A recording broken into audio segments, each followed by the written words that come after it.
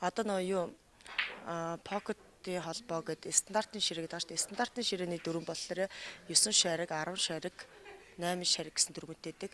Chinese-ийн ногоон ширээ болохоор ганцхан дүрмтэй, 8 шаригийн л дүрмтэй гэсэн үг. Одоо дүрмийн талаар ярих юм бол маш их удаа.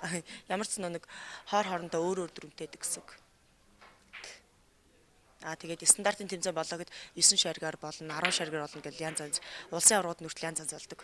Хамгийн сүүлд нэг коронавиг гардаг жил чинь болохоор 19 онд шүү дээ. 19 онд бид нар одоо Чинхаандуу гэж хятадын яг одоо энэ Chinese-ийн дэлхийн аврагтаа явж ирчээд яг ирсний дараа нэг одоо корона гарсан байгаа. Тэгээд орт тос тэмцээндээ явдаг 4 жил болсон байна.